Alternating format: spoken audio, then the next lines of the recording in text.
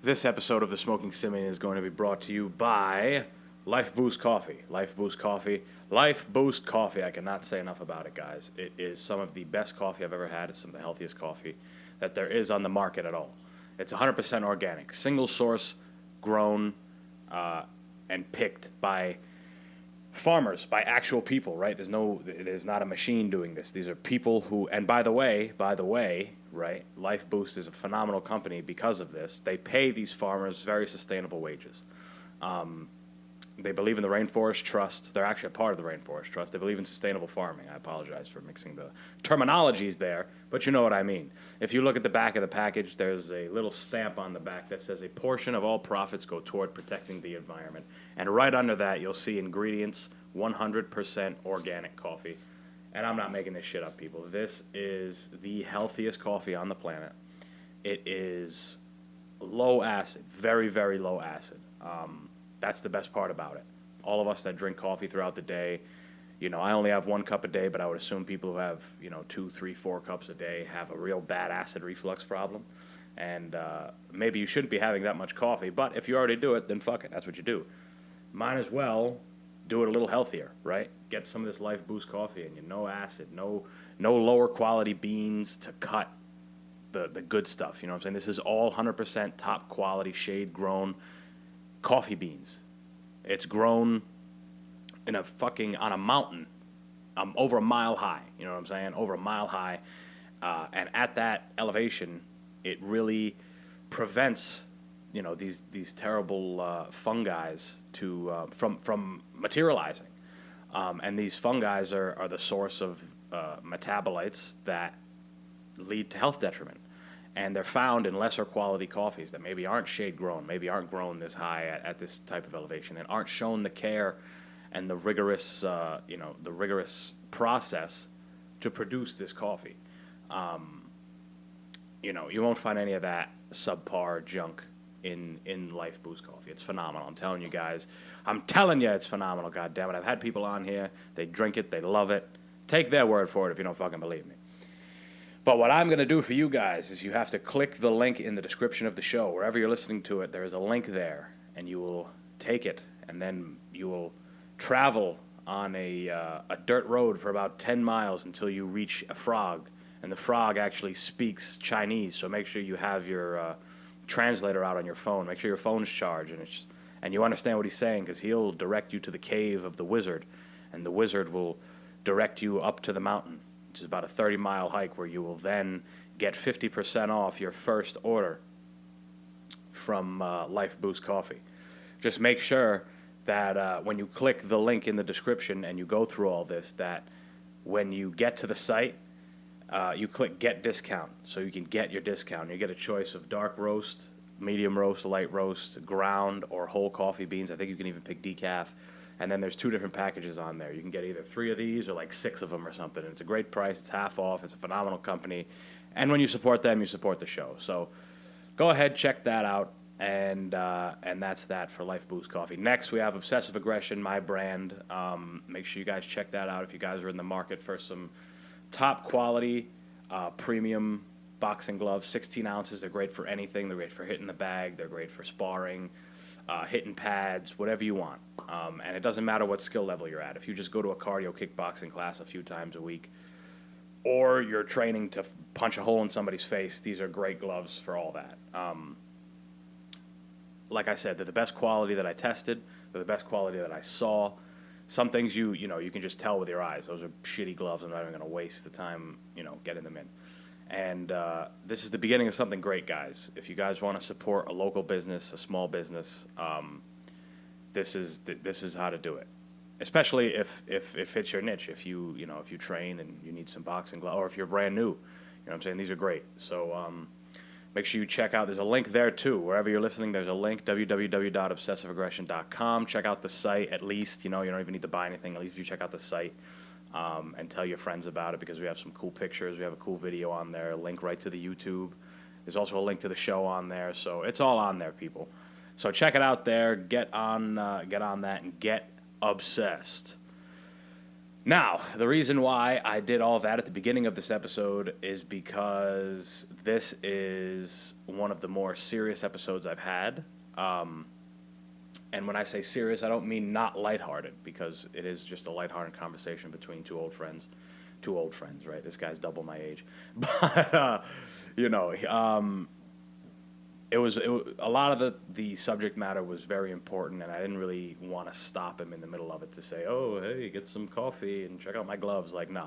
I just wanted it to be the conversation. I mentioned it at the end, like I always do, but I hope you guys enjoy this episode.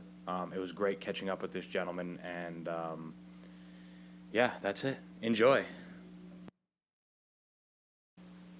Hello, everybody. Thank you so much for tuning in to the Smoking Simian podcast yet again. Today I have somebody I haven't spoken to in a very long time. 15 years, I think we did, we figured out it ended up being about 15 years since we last spoke. And I was just a young boy. Mr. Glen Goldsboro. How are you, my friend? I'm doing well, Antonio. How about yourself? I'm good. Good. Very happy that, how many kids you think from 15 years ago have hit you up to sit down and have a conversation again? You'd be the first. Yeah. I've run into a few, but yeah, but not in this format. That's great. Yeah, I'm super excited that you agreed to come on. I always say that I kind of throw out these invitations on a whim, and I'm almost always surprised that some people are always so willing to just come on. Mm-hmm. So the way that we know each other, and like I said, very long time ago, I was a little kid, 8, 9 years old. You're my football coach. First year I've ever played football. That's correct, yeah. It was my only year, actually. I played a little bit in high school, mm-hmm. but it was a lot of fun. It was definitely a lot of fun. What got you into that? I started coaching when my son got involved. My son got involved at an early age, about 6 years old, I believe he was. He started with the flag division. Okay. And in order to make him feel more comfortable, and because I was there at the practices anyway, I offered to help. And the head coach at the time, Steve Andriozzi, took me on as a quote-unquote assistant. So that's how I became involved. Once I signed my son up, I pretty much signed the whole family up. Right. And that was on the, you said the flag team. That's when he was on the flag team? Yes, that's when he played on the flag team, yes. Okay. And when did you kind of make the transition to coaching kids who had pads on? Because I feel like that's probably a little different. Right. Well, Yeah. That's very different. Well, like I said, I became involved with my son, so when he advanced to the junior Pee Wee division, then I tagged along also. I inquired of the head coach at the time as to whether or not he needed any help. Again, as a father who stayed for the practice and watched and observed, I thought since I was there I'd lend a hand. And he graciously accepted my invitation, and so I became an assistant coach at the junior Pee Wee level. Right. So by the time I was there, you'd been there for a while.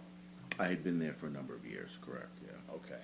And at that point, how often, or was that wasn't your first time as a head coach? No, that was my first time as a head coach. Oh, it was? Yes. Okay. Yes. Okay. Steve Andriozzi eventually took over the junior Pee Wee. He was promoted to the junior Pee Wee head coaching position. He had his eye on the Pee Wee division. Gotcha. And as soon as that became available, then Steve moved on to the Pee Wee division as the head coach, which enabled me to get my first and only promotion to the head coach for junior Pee Wee. Right. So I coached at the flag level as an assistant for about a year and a half, and then I was an assistant coach at the junior Pee Wee level for I believe 2 years, and then Steve Andriozzi was promoted, as was I, and I became the head coach for the junior Pee Wee division. Right. Right. Yeah. One thing that really stuck out, now, like I had mentioned, I was only on your team for 1 year. I was a little kid. One thing that really stuck out about the team was how you were able to encourage everybody there and make everybody feel like they were a part of the team. A big thing that I'm realizing as I get older and get involved in different things, that environment is everything. Where did you get this sense of like calm, cool, collected encouragement that you kind of brought to these kids, that some of them you don't know what's going on at home? That sense of encouragement might be the only encouragement that they get. Is that something that you kind of always had, or was that, okay, now I'm a coach, I kind of have to add these kind of things? Well, that's a great insight. I'd have to say, obviously, being a father of young children, that certainly helped a lot. Young children are impressionable, and I kept that in mind. Right. But I kind of developed my own skills as I went along, trying to keep in mind the age and the learning capacity of the youth that I was involved in instructing.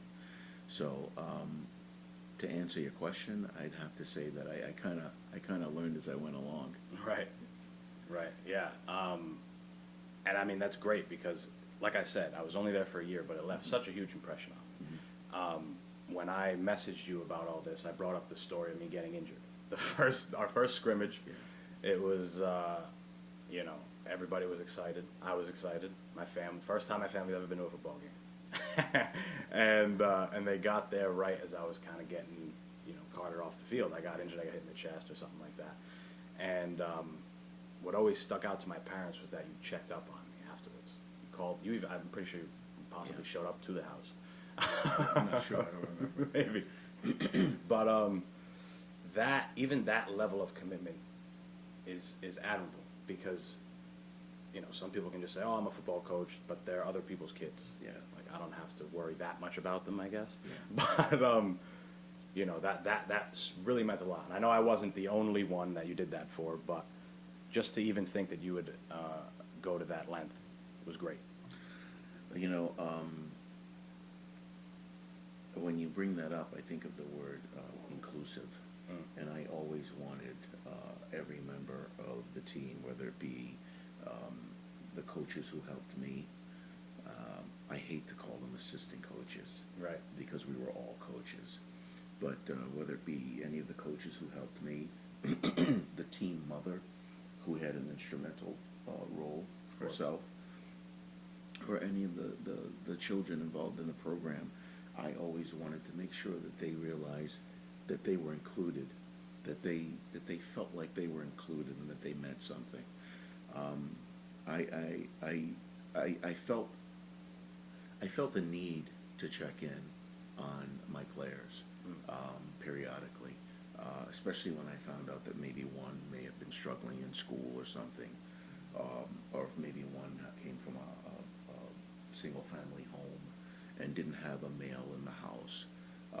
I check in on those players to make sure that they were doing what they needed to do in school, first of all, and that they were getting the guidance that I thought that they may have been lacking at home.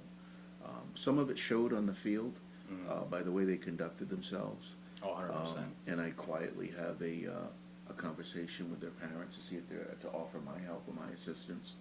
And then I dealt with the players on the field in the best way that I knew how, in a stern but encouraging manner. Right. Yeah, and it's funny because before, you know, right before you were coming over, I was kind of, you know, looking back and really bringing myself back to when I was on the team. And you know, you say you were stern, but you were also very, in contrast, you were also very caring about the whole situation. So again, it brought a different dynamic, and it was one of those. It was one of those teams that you leave, even though we were kids. We took more than just how to play football away from it. I tried to give you that, sure, absolutely. You brought up a good point at the beginning of the interview here. You mentioned something about making a transition from flag to tackle. Yes. And that's exactly the level that I was instructing at. So every player that came to me, it was their first year playing tackle. And because it was considered an instructional program, especially the level that I coached, I only had the players for 1 year. I didn't have the advantage of having the player for 2 years, like the other levels. Even flag had their Right. players for 2 years, and that was an instructional level. Right. But I was a key instructional level because it was players making their transition from, like I said, flag to tackle. Players came to me not knowing how to get into a three-point stance, not knowing how to wear their gear. So I had to teach them all of those basics. So we had to learn from the ground up. And I was always very, very proud of the job that the coaches and I did at that level, especially when you consider that you had to do it every single year. You didn't have a person, or not one single player coming back that had the advantage of being under your tutelage of the year prior. Right. You started from the ground up every single year. So it was a lot of work, a lot of dedication, but it also, we had a lot of success. Oh, definitely, definitely. I remember, I'm pretty sure we won every game but our last. We did. Yeah. And it was against the Steelers. I don't know what town that is exactly. Yeah, that was West Warwick. West Warwick, Yeah. right. And I remember there being a girl on their team. That was like the big thing at the time. And we lost, but I remember at the end of that, it was like, don't hang your heads. Yeah.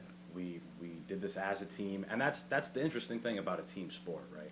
Where, you yourself aren't going to make the whole difference. Yeah. It's impossible. It's rare, we should say that, at least in a team sport, especially one with a team as big as football. Yeah. Maybe if you're Tom Brady or something, then you can take the whole game in your hands. Yeah. But, to be able, and then to have a bunch of rambunctious kids and then coach them in a way where they can all work cohesively to try to, at the end of the game, impose their will throughout the game, and at the end of it, be satisfied or okay with the outcome. Yeah, of course. Yeah. I'm going to tell you something you probably don't know about that game. That game was actually the last game that I coached. Okay. I had gotten a promotion at work, which required me to work nights again. And being the head coach, I had other coaches there that were assisting me, that were ready to step up and run the practices for me. Not that I'm a control freak or anything like that, but I just felt as though if I was the head coach, I needed to be there. Right. And I couldn't lay that burden on them and then just show up on game day and take over head coaching responsibilities. Right. So I hung up my whistle after that game. So that was a very emotional game for me. Right. I remember that game vividly. Yeah. Yeah, I think that was big for a lot of us, and that's interesting. I didn't know that was your Yeah. your last one, and that was you never coached a team ever again? No. Or No. wow, yeah, it's crazy. I remember being, I had never experienced. My whole life I've done martial arts, and martial arts it's very much a team sport, but even more so you're one-on-one. Right. You take the whole thing in control, and that was my first time being a part of a team. Mm-hmm. And it was, it was very interesting. And later on, you draw parallels. I was on the wrestling team in high school, and again, it's martial art combat sport, but it's a team. There's a whole group of us, and it was just great to experience that. And I'm super happy I was a part of it. Oh, you know what? I'm glad that all these many years later, it left as good an impression on you that you still remember it and that you're still talking about it. Yeah. So. Another big reason why I wanted to get you on, aside from catching up and reminiscing a little bit, was your experience as a detective in the Providence Police Department. When did you decide that you wanted to kind of be in law enforcement? Was it something you always thought of, or was it like I finished my time in high school and it was more like a calculated thing? No, I knew at a very early age that I wanted to be a police officer. It was either that or a truck driver. Hey, No, one of them came true. no, as as a young child, I remember thinking how cool I love the semis. You know, I remember how cool it would be to drive cross country all the time. So I Right. joke about that. But yeah, I knew at a very early age. I'd say probably prior to high school, I had a very very strong interest in law enforcement, and felt as though that's the route I wanted to go. Wow. Yeah, I mean, that's great that you were, you know, a lot of the things that we think of as kids, it's like we want to be, you know, the greatest at this or this person or that. And it's great that sometimes you figure out, okay, I want to be a police officer, and it sticks. Yeah. And it ends up being the right thing. Yeah, you know, I'll tell you something else. After I joined the police department, I would pick my son up from preschool, and there was another child there who was pretty attracted to my uniform. So I'd go straight from work to pick him up, and he was pretty attracted to my uniform, so I used to interact with him. And one day his mother approached me and asked me, she introduced herself, and asked me if I'd be willing to go to his birthday party. And I believe it was his 4-year or 5-year birthday party. He wanted to be a police officer. He became a police officer. Wow. We're still in touch today. Wow. I think I just saw him last month, a month before. He's a member of the Warwick Police Department now. Wow. So at the age of 4, he was expressing interest in law enforcement, and he did it Early on. Yeah, that's great. Yeah. How long were you how long were you a police officer for? 24 years. Wow, 24 years. So what's that process like getting, because actually in a few weeks I'm having somebody who just is transitioning into becoming a police officer. What is it like? What's the training? What's the mindset? What's all that goes into, you know, the academy, growing with a team, all this type of stuff? What's kind of going through your mind in your early steps of becoming a police officer? Well, the first thing you have to deal with is the selection process. And if you were to ask me what the selection process is like, I can tell you it's very frustrating. Or it can be, anyway. Right. There are a number of hurdles that need to be negotiated before you're selected as a police officer. But I don't want to call it easy, but the less so word I'm looking for, the less frustrating part Right. is actually the academy, because you're there. Okay. They teach you everything you need to know. At least they did back in the day, and with the things that have the way law enforcement has improved. I imagine that it's so much easier to go into a classroom setting and absorb what you need to absorb. But the point I'm trying to make is that once you're in the actual academy and you apply yourself, I mean, it's you're there. That's all you need to do is finish the academy, and you know you're gonna go on to a very very rewarding career if you're fortunate.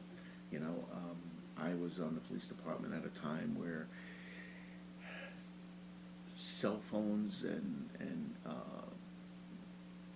cell phone cameras and social media, that came towards the end of my career.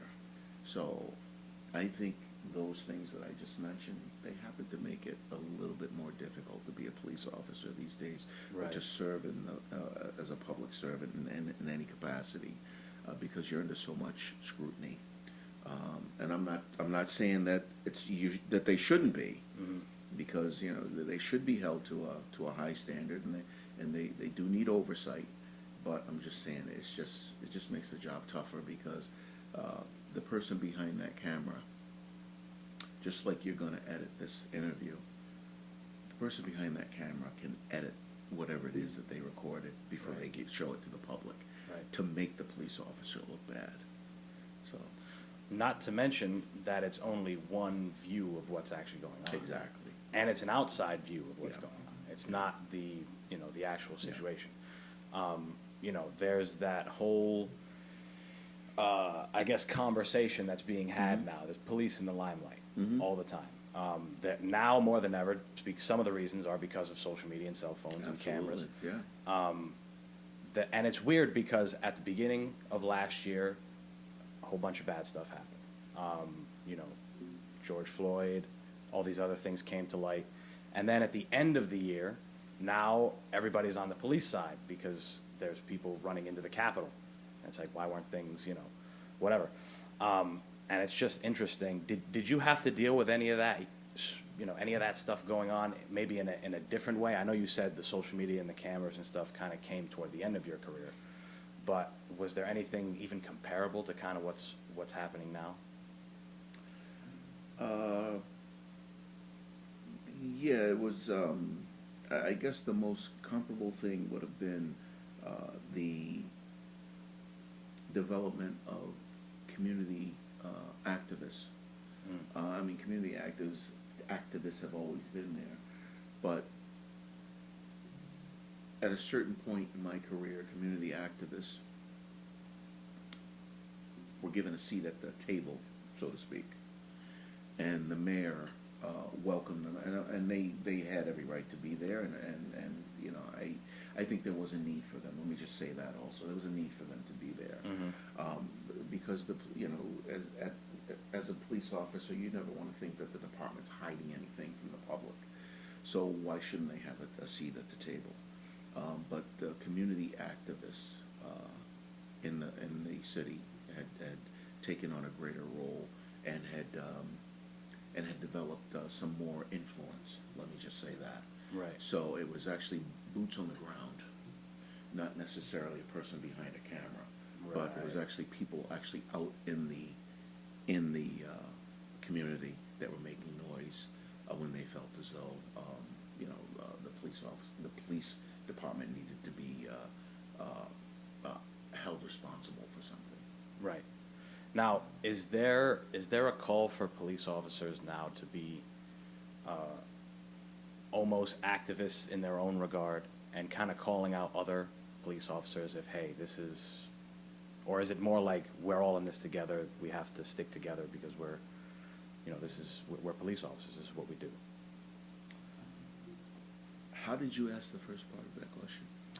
It was more like, is there a call for more correction within the police community? I certainly believe there should be.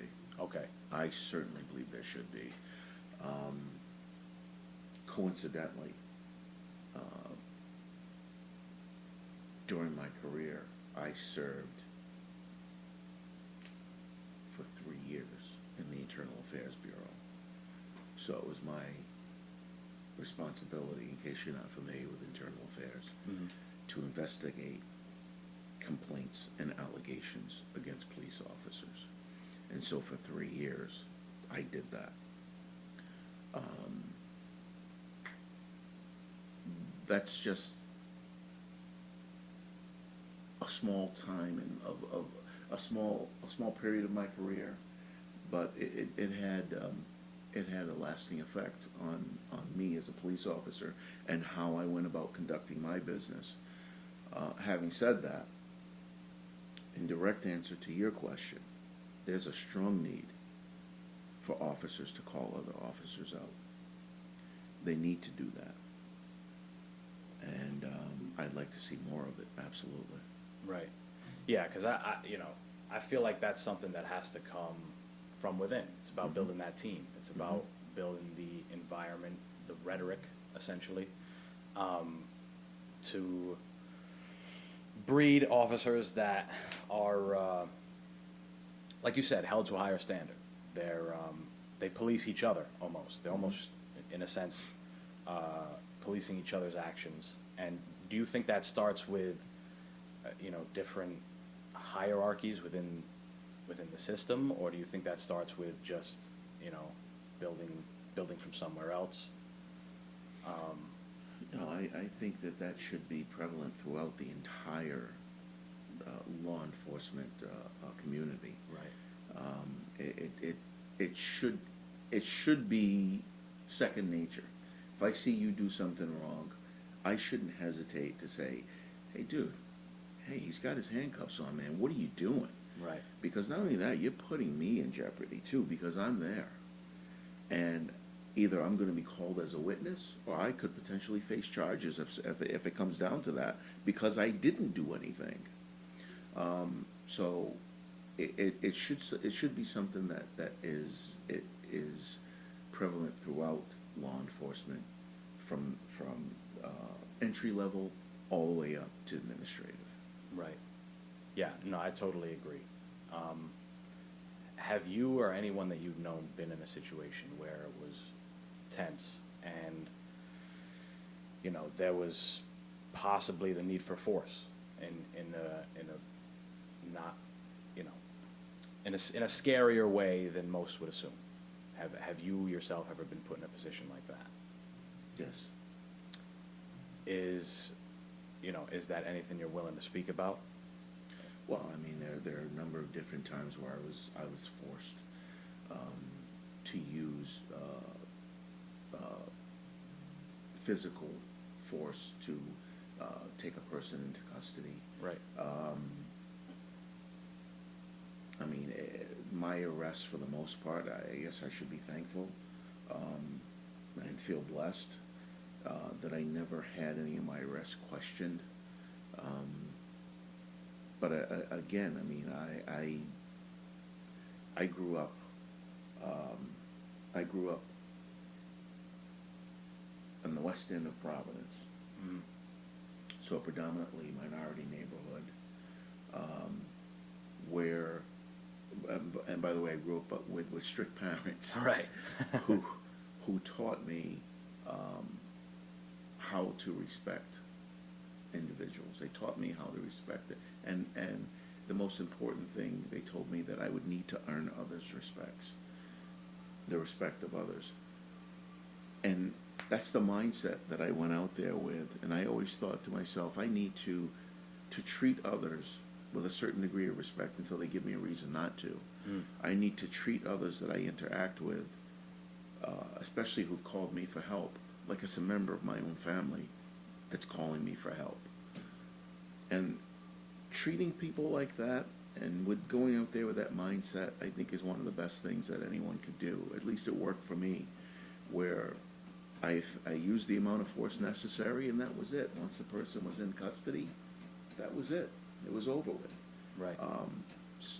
Some people just, you know, they feel a need to administer a little extra punishment, you know, when it's not necessary. I can't say that happened in front of me on a regular occasion. I can't say that. Matter of fact, as I sit here, I can't even think of an incident where that happened. Right. And I know that I would have spoken up.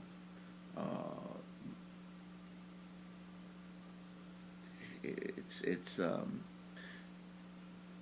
lot of it has to do with a lot. I be careful how I say this. Take your time. I think that if a city like Providence, where I worked, would concentrate on hiring from a more diverse police force, if they put emphasis on something other than military experience, I think some of the problems could be alleviated. Let me just put it that way. Right. Yeah, I feel like you bringing up that you were brought up by strict parents who taught you essentially, you know, right from wrong, respect, these type of things. That's kind of a gap, and I feel like there has to be some kind of correction along the way, where it's like, hey, you know, maybe maybe your parents weren't as strict, but we have to like get the message across that we have to. We're all human beings. We have to respect each other at some point. And then there's another aspect also. Some from right here in the state, and then actually just before I retired, I had noticed that there was an influx of others from outside of the state, but you'll have a lot of the recruits that are selected to join the police department. They've never spent any time in Providence or in the surrounding communities. They would come from, let's say, East Greenwich or North Kingston or way outside in the suburbs. Right, right. And They don't get the essence. yeah, of the they've community. never had any dealing with any member of any members of the public who lives and works in Providence. And so that the first time they interact with those people, or when they come here with a shiny new badge on their shirt, and they just really don't have any real idea how to deal with them. That's actually an interesting perspective. So you're saying that it would be more beneficial for this city or town, whatever their police force is, to kind of take from their own, whatever, as much as they can. As much as they can, yes, as much as they can. Right. Because I would assume it's probably tough, not, to get the whole force, but. No. Right. But it is true. It's the backgrounds that people come from. Some people are more, more comfortable dealing with certain situations. You have a guy that's, being a drunk and acting a fool out somewhere. Yeah. It doesn't warrant, injuring them seriously, shooting them or something. It doesn't warrant that. It just, there's ways to handle situations, and it seems like you said, some people just aren't apt to do it. Yeah, you talk about being a drunk and acting a fool. I had a boss that made a comment to me once, not that I was being a drunk or acting a fool, but he made a comment to me once when he found out that I was going to be leaving the night shift and going to the day shift. He said, "You're going to love it." He said, "It's a whole different environment during the day shift." And I'm looking, I'm like, "Dude, it's the same city. What are you talking about?" He goes, "The same a-hole, he said, same drunk a-hole that wants to call you names and chuck you the finger at 11 o'clock at night will want to buy you a cup of coffee at 7 o'clock in the morning." Right. That's the way he kind of like tried to convey the difference between the people that you deal with from at night and during the day. All right. It was definitely a change, I have to say, but no one ever offered to buy me a cup of coffee. Yeah, I mean, the freaks come out at night, I guess. That's where. So you'd say essentially the more action is on the night shift. Yeah. I mean, it tends to be busier on the night shift, but Right. I mean, it can get active during the day also. I mean, it's you never know when the feces is going to hit the oscillating device. Right. So how long were you again, I don't know the hierarchy and how the ranks work as a police officer, but how long were you an officer before you ended up becoming a detective and getting these different types of promotions? Okay. I joined the police department in 1987, and I was assigned to the investigative division for the first time, and I believe, what was it? My son had just been born, so probably around 1991, 90 or 91, I was assigned to the investigative unit as an arson investigator, which was pretty interesting.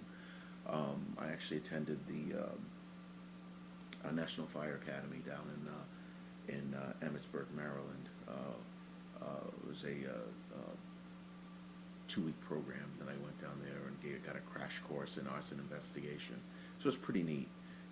But I had only been on the police department for a few years, and I still had a lot of, get up and go in me, if you will. Right. And they partnered me with a firefighter. We were a team, one firefighter, one police officer. We made up the arson investigation team.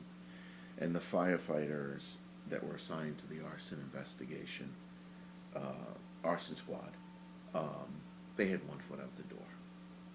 So, It's the complete opposite of how you're feeling. Yeah, it's pre-retirement, Right. for them. And I go to work and I'm like, okay, where are we going today? What are we gonna do? You know, and kid, relax. Yeah, with their feet up on the desk, reading Take the it paper. easy, You yeah. know, you just need to figure out what you're gonna have for lunch. You know, that type of thing. Like, oh, come on, you know. So I stayed there for a very short time because I just wanted some action. Right. And I actually requested to go back to uniform and work the streets again. So for a short time, in late 91, I was assigned to investigative division. And then, once again, in 1999, I believe it was, I was assigned to the investigative division again, this time as a domestic violence investigator. And I spent 5.5 years there. And it was probably a year and a half too long, Okay. because I got burnt out. Right. In a position like that where you're constantly dealing with those issues, the phenomenon of domestic violence, and sometimes it's frustrating because you don't think that the perpetrator is being punished like you think he needs to be punished. Right. Sometimes it's frustrating because the victim doesn't cooperate after you put hours and hours into putting a case together. And a lot of times it's after the victim had been violently assaulted. And then come time to go to court to get the conviction, you know, you had no cooperation from the victim. So sometimes that would be frustrating, especially when within 2 weeks, sometimes sooner, that same victim will be right back at your desks making another complaint about the person that they wouldn't testify against in court. And so you had to have a certain degree of compassion, which I think I had, but you can't have any cynicism, which I had begun to develop. So at that point I said, you know, I need a change. So it was good work. I enjoyed it. I had a number of convictions. As a matter of fact, one of the biggest investigations I had was when I was in the domestic violence unit. It afforded me an opportunity to be nominated for, and I received the Officer of the Month award for that arrest that was made with that investigation. So it was rewarding, literally. But like I said, you can only stay in something like that for so long. Oh, So yeah. that was. Oh, I forgot to mention the Internal Affairs investigation. The time I spent in the Internal Affairs Division, that's also part of the investigative division. And when you were there, that's when you were dealing with the complaints regarding other police officers? Yes. Okay. Yes. And with that information, what kind of came about that? Was it just, it was stuff that was going to trial? Well, yeah, a couple of them were criminal. Okay. A couple of the investigations that I was involved in were criminal, but most of them were violations of departmental rules and regulations, and they went to a departmental hearing where a lieutenant or above would sit as the hearing officer and find the officer involved either guilty or not guilty, and he would receive the summary punishment of maybe a 1 or 2 day suspension or something like that. Right. But there were criminal investigations that I was involved in. Also, there was actually an officer who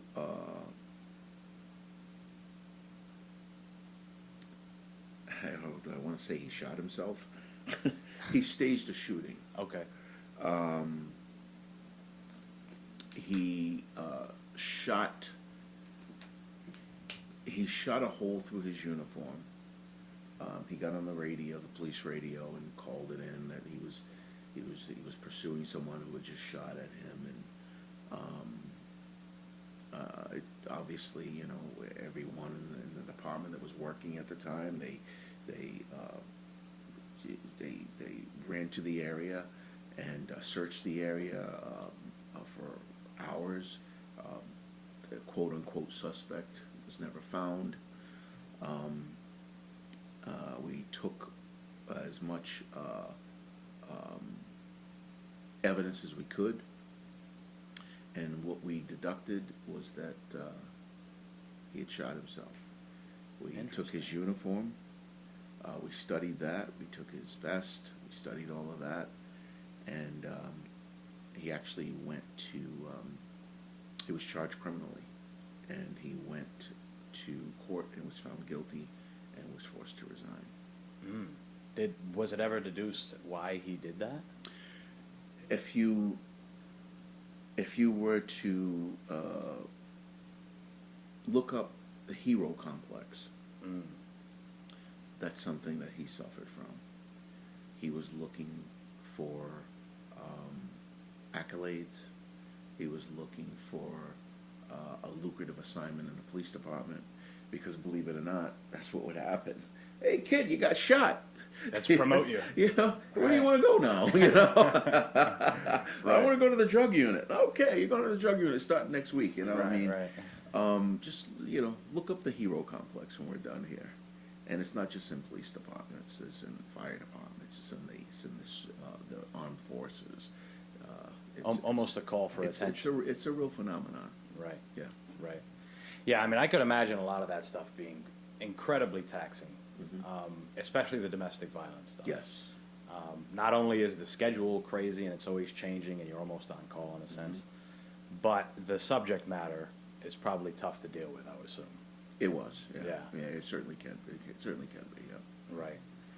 And one thing that's always, one other thing before we kind of wrap this up here. How do you feel about the idea of, there's again, with the police being in the limelight and this type of thing, and there's famous people who are talking about this and influencers and all this stuff. How do you feel about the idea of police reform and criminal reform in the sense of breaking up the jobs that police officers kind of have to focus on? Is that something that doesn't resonate with you, or something that makes some kind of sense, or anything like that? No, absolutely. It absolutely makes sense. There has to be a better way to respond to a person in a mental health crisis than to sending a police officer who has no training in assisting anyone who's having a mental health crisis, number one, or doesn't have the right temperament or compassion in dealing with someone like that. And you and I and everyone else have seen the outcome. When a person like that does respond to those types of calls. Right. So absolutely. Not only that, but I definitely believe that the police should be demilitarized also. Interesting. And now for me, somebody who kind of picks and chooses the type of information that they take in, what is this idea of demilitarizing it? What does that actually mean? Just to clear it up. Well, the armored vehicles, in the way police departments across the nation respond to the public. Say this past summer when the public was out protesting. Thank you. You would see some departments that had armored vehicles, and that's part of it. It's not just the optics of it, but it's an unnecessary expense for the police departments. That money could be used elsewhere. If not on the police department, somewhere in the community, it could be better spent. But that's what I'm really referring to. Some of the military equipment that police departments buy and purchase and really don't need, only use periodically, but yet there's a certain amount of money that's spent to purchase it in the first place, and then there's a certain amount of money that's spent on maintaining the equipment. You're talking about, when people talk about defund, they're not talking about getting rid of a police department. Mm-hmm. They're talking about things like that. Defund them in the manner where you don't give them funds to buy military equipment. Defund them in the manner where you stop giving them monies to maintain that military equipment. That money could be better spent on after-school programs for the same inner city youth that they're going to police. That's just my take on it. Right, right. Well, I think it's a very progressive take. I think it's an interesting take. And you're not alone. You know, there's plenty of people who think like you, and I would agree. I would agree with a lot of that stuff. And, you know, we can only hope that, you know, only better things for the future. Yeah. And, yeah, this was absolutely phenomenal to have you on. It was great to hear your commentary on, you know, being a police officer and the police force as a whole. And I really appreciate you coming on. Yeah, thanks for having me. It was great catching up. Yes, definitely. Thank you guys so much for listening. Make sure you follow the show, subscribe to it on my YouTube, follow it wherever you listen in the audio platforms. Make sure you follow me on Instagram, Twitter. All the links are in the description of the show. You guys know the deal. Make sure you check out Life Boost Coffee. Get 50% off your first order using my link in the description as well. Click Get Discount, get your discount. And that is it, everybody. Thank you all so much. I'll talk to you Monday. Peace.